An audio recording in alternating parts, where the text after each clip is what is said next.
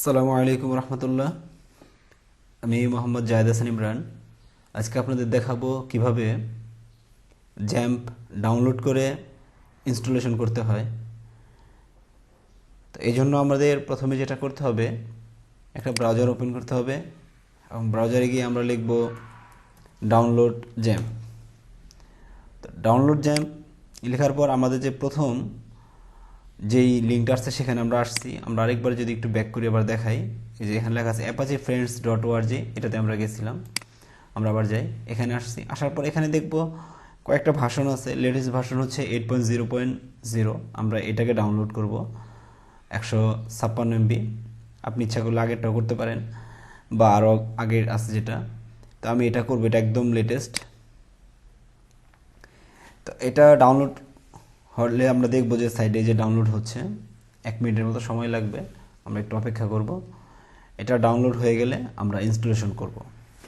তো সেই পর্যন্ত অপেক্ষা করতে হবে। আমরা দেখতে পাচ্ছি আমাদের জ্যাম্প ডাউনলোড হয়ে গেছে।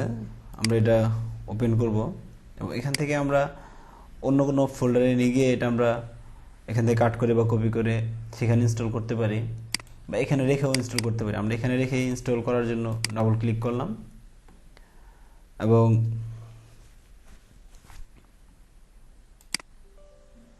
আমাদের সামনে একটা উইন্ডো চলে আসছে। আমরা এস দিয়ে দিলাম।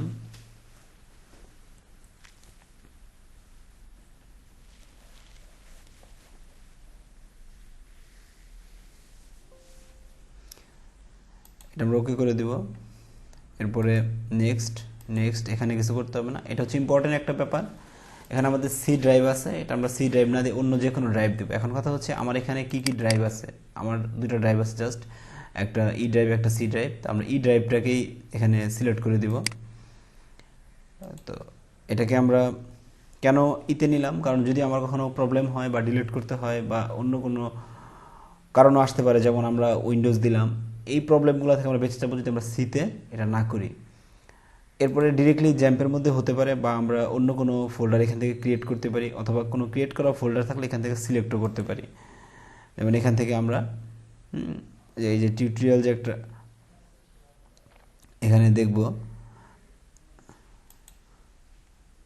হ্যাঁ আচ্ছা, এখানে এই যে টিউটোরিয়াল একটা আছে, আমি ইচ্ছা করলে এটার মধ্যে করতে পারি বা এখান থেকে আমি বের হয়ে ডিরেক্টলি এখানে আমরা ফোল্ডার ক্রিয়েটও করতে পারি।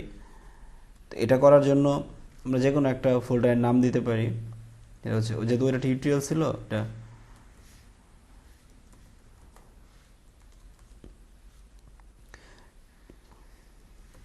টিউটোরিয়াল জ্যাম্প দিয়ে এটার মধ্যে আমরা সেই ফোল্ডারটা জ্যাম্প রাখলাম বা জ্যাম্প না রাখলেও পারি, কিন্তু এই হচ্ছে কথা। তারপরে আমরা নেক্সট দিব, এরপরে নেক্সট নেক্সট। আচ্ছা, এখন আমাদের আবার নেক্সট দিতে হবে। তো এখানে আমাদের একটু সময় অপেক্ষা করতে হবে। এটাকে আনপ্যাকেজ করে ইনস্টলেশন হবে অটোমেটিক্যালি।